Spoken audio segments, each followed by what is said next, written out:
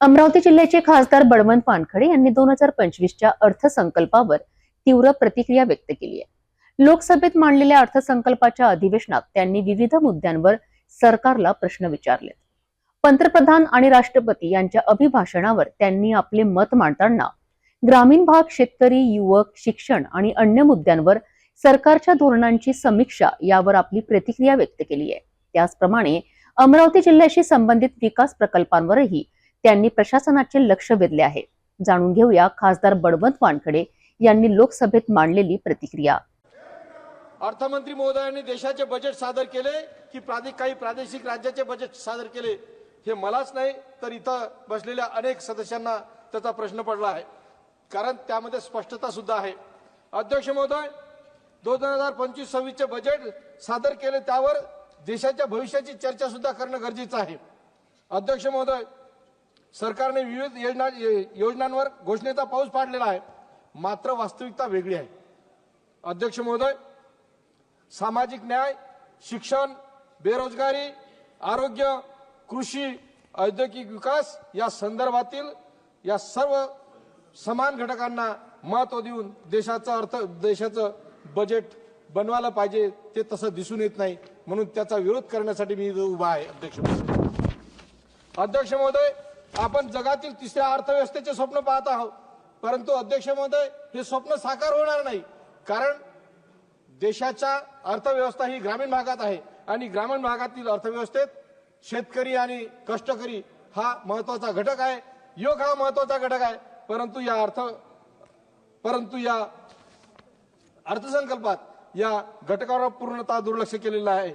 अध्यक्ष महोदय, आपल्या पंतप्रधानांनी 2014 साली सांगितले होते शेतकऱ्याचे उत्पन्न दुप्पट करू, परंतु अध्यक्ष महोदय, आतापर्यंत ते उत्पन्न कसे दुप्पट करू हे आजपर्यंतही सांगितलं गेलं नाही। अध्यक्ष महोदय, मी वास्तविक स्थिती मांडतो। मला 2014 साली एकरी 11 क्विंटल कापूस झाला होता, पण या वर्षी अध्यक्ष महोदय केवळ 8 क्विंटल कापूस झाला आणि आपल्या बजेटमध्ये सांगितलं गेलं आहे की 5 वर्षाच्या कापसाच्या 5 वर्ष वाढीचा कालबद्ध उत्पन्न वाढीचा कालबद्ध कार्यक्रम दिलेला आहे, पण कसा दिलेला आहे हे काही सांगितलं गेलं नाही। अध्यक्ष महोदय, अंगणवाडी ते उच्च शिक्षणापर्यंत कुठली भरीव तरतूद नाही। अंगणवाडी सेविकांना अंगणवाडी सेविकांचा पगाराचा प्रश्न आहे, शिक्षक भरती नाही, पुरेशा वर्ग खोल्या नाहीत, शिक्षणाकरता मूलभूत सुविधा नाहीत, मात्र उद्याचा सशक्त भारत उभं करण्याचा आपण स्वप्न पाहता। उद्याचा भारत सशक्त भारत कसा उभा राहील? अध्यक्ष महोदय, आजही आपण 80 करोड लोकांना फ्री अन्नधान्य देतो, ही अभिमानाची गोष्ट नाही। अध्यक्ष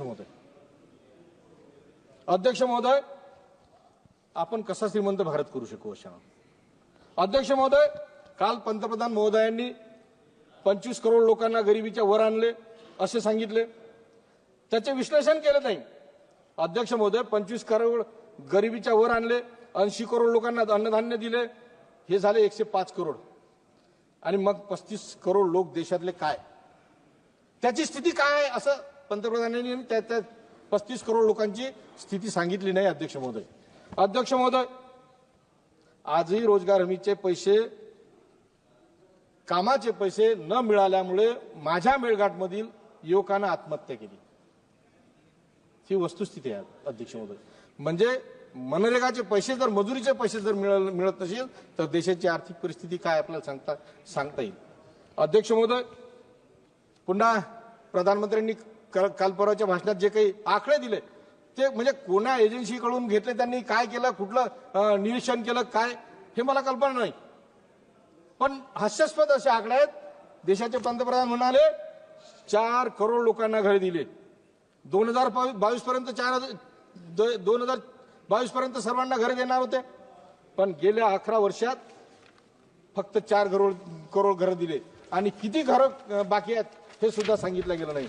अध्यक्ष महोदय, पुढे प्रधानमंत्री असे म्हणतात की 12 करोड शौचालय दिले, त्याचं विश्लेषण नाही। शौचालयाचं टार्गेट किती होतं त्याचं विश्लेषण नाही।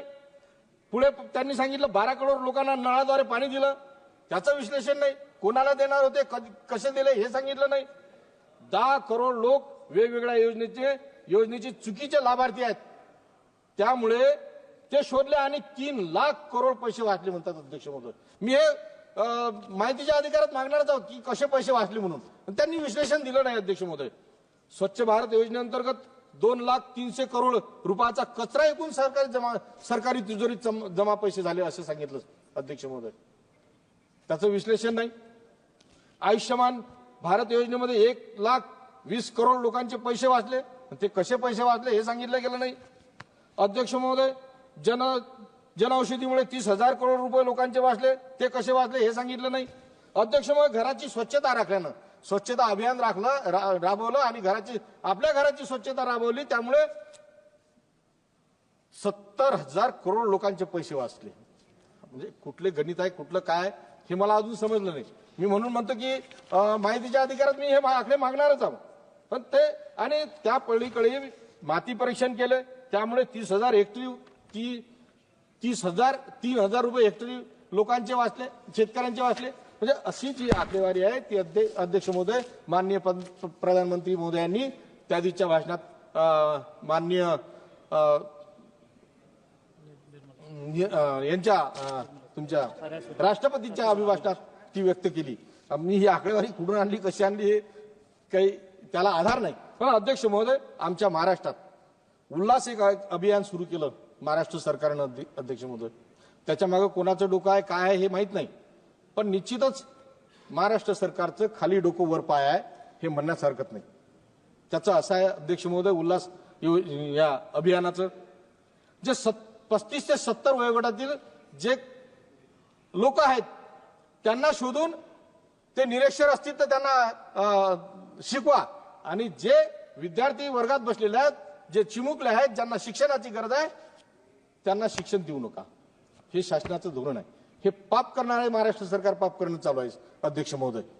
कारण वर्गातल्या विद्यार्थ्यांना शिकू नका आणि बाहेरच्या 35 ते 70 वयोगटातील लोकांना त्यांचं सर्वे करा आणि शिकवा, ही अशी पद्धत आहे. त्यामुळे सरकार अध्यक्ष महोदय आपले प्रधानमंत्री विश्वगुरु होणार आहे म्हणते, पण ही मोठी अडचण आहे. ही मोठी अडचण आहे की आज जर विद्यार्थ्यांना शिकवत ना, जर निरक्षरांना शिकवत असाल तर ही फार मोठी अडचण आहे अध्यक्ष महोदय. म्हणून विश्वगुरु पाहण्याचे स्वप्न आपले इथेच थांबणार आहेत अध्यक्ष महोदय. अध्यक्ष महोदय, केंद्रीय 2025-26च्या केंद्रीय अर्थसंकल्पातील सामाजिक कल्याण निधी वाटपाच्या मूल्यांवर मी बोलू इच्छितो अध्यक्ष महोदय. अध्यक्ष महोदय, अनुसूचित जाती जमातीच्या विकासापासून वंचित ठेवणारे हे केंद्राचं बजेट आहे अध्यक्ष महोदय. राज्यघटनेचे शिल्पकार परमपूज्य डॉक्टर बाबासाहेब आंबेडकर लोकशाहीबाबत म्हणतात, लोकांच्या सामाजिक व आर्थिक जीवनात रक्तवाहिनी मार्गाने क्रांतिकारक बदल घडवून आणणारी राज्य पद्धती म्हणजे लोकशाही. अध्यक्ष महोदय, राजकीय लोकशाहीचे रूपांतर सामाजिक लोकशाहीत त्वरित झाले पाहिजे असे बाबासाहेब सांगत होते. अन्यथा लोकशाहीला धोका पोहोचू शकतो, ही वस्तुस्थिती आहे अध्यक्ष महोदय.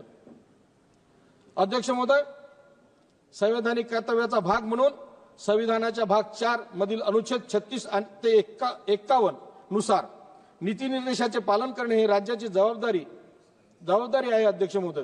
अनुच्छेद 46 हे शैक्षणिक सामाजिक आर्थिक न्यायाचे तत्व अधोरेखित करतात अध्यक्ष महोदय. पण अध्यक्ष महोदय 2025-26च्या बजेटमध्ये शोषित वंचित वर्गासाठी, बहुजन व अल्पसंख्याकांसाठी बजेटमध्ये योग्य तरतूद नाही आणि त्याच्या विकासासाठी निर्णयाची घोषणा होईल अशी अपेक्षा सुद्धा भंग झाली. अध्यक्ष महोदय, संविधान की बात विकास के साथ हा अजेंडा निश्चित करून त्या दिशेने काम इमानदारीने केले तर संविधानाचे ध्येय गाठू शकतो अध्यक्ष महोदय. पण सरकारचे प्रामाणिक प्रयत्न पाहिजेत अध्यक्ष महोदय. अध्यक्ष महोदय, प्रामाणिक ध्येय उद्दिष्ट असेल तर शोषित वंचित वर्गाला आपण न्याय देण्याचे काम करू शकू. आमच्या हक्काचे बजेटमध्ये आमचा हक्काचा वाटा, आमचे शिक्षण, आमचे आरोग्य, आमची उपजीविका, आमचा रोजगार, आमची सुरक्षा, सन्मानाने जगणे संविधानाने जे दिले ते आम्हाला या बजेटमध्ये दिसत नाही अध्यक्ष महोदय. अध्यक्ष महोदय, बजेटवर बोलताना माझ्या मतदारसंघातील काही प्रलंबित आणि काही नवीन बाबी आहेत, त्या माध्यमातून सरकारला मी विनंती करणार आहे अध्यक्ष महोदय. अध्यक्ष महोदय, इंग्रजकालीन नॅरोगेज जी रेल्वे आहे मूर्तिजापूर अचलपूर, ज्याला आम्ही शकुंतला म्हणतो, ती रेल्वे ब्रॉडगेज करावी त्याकरता महाराष्ट्र सरकारने तरतूद सुद्धा केली आहे अध्यक्ष महोदय. त्याला तत्वता मान्यता देऊन ती सुरू करावी. नळगंगा वैनगंगा नदीजोड प्रकल्प लवकर सुरू करण्यात यावा. अमरावतीतील विमानतळाबाबत अध्यक्ष महोदय फार रंजक गोष्ट आहे. तारीख पे तारीख चालू आहे अध्यक्ष महोदय. अध्यक्ष लवकर खत्म करणार आहोत. अन्याय करू नका. 1 मिनिट और खत्म करिए. तर मंत्री महोदय उड्डाण मंत्री महोदयांनी यावर लक्ष घालून तो लवकर सुरू करावं. कापूस आणि संत्र्याची पिकं फार मोठ्या प्रमाणावर असल्यामुळे सूतगिरणी तसेच संत्र्यावर प्रक्रिया करणारे उद्योग उभारावे. फिनले मिलचा प्रश्न असा आहे अध्यक्ष महोदय, अनेक युवकांनी आत्महत्या केली. त्यांचे जे पगार आहेत ते पगार सुद्धा आले. फिनले मिल चालू असल्यामुळे ते बेरोजगार झाले. चालू नसल्यामुळे म्हणून फिनले मिल सुद्धा चालू केल्या गेली पाहिजे. आणि विशेष म्हणजे अध्यक्ष महोदय, मेळघाट येथे पिण्याचे पाणी, रस्ते, वीज ह्या मूलभूत सुविधा करता ज्या काही वन विभागाच्या जाचक अटी आहेत त्या रद्द केल्या पाहिजेत अध्यक्ष महोदय. अध्यक्ष महोदय, अभिजात भाषेचा दर्जा दिला मराठीला. मराठीचं जे संमेलन आहे मराठी संमेलन अखिल भारतीय ते दिल्लीत आहेत. अध्यक्ष महोदय, गुमानला मराठी साहित्य संमेलन भरलं होतं. त्यावेळेस तत्कालीन रेल्वे मंत्र्यांनी 2 गाड्या मोफत दिल्या होत्या, रेल्वे गाड्या. आणि आज या सरकारनं मराठी भाषेला अभिजात दर्जा तर दिला, परंतु रेल्वे गाड्यांसाठी तिप्पटनं पैसे आकारले. आणि तिप्पटनं पैसे आकारले नाही तर वेटिंग चार्ज सुद्धा लागला. अध्यक्ष महोदय, महात्मा ज्योतिबा फुले म्हणत होते, समाज हे झाडे आहे, आपण त्याची फळे आहोत. या विचाराने प्रेरित होऊन आपण समाजातील सर्व घटकांच्या कल्याणासाठी कटिबद्ध असले पाहिजे. हा असा अर्थसंकल्प असला पाहिजे होता अध्यक्ष महोदय. दिल को दिल से जोड़ना था. अध्यक्ष महोदय, दिल को दिल से जोड़ना था एक ऐसा सिलसिला है, जो गरीब था वो गरीब हुआ, जो अमीर था वो अमीर हुआ.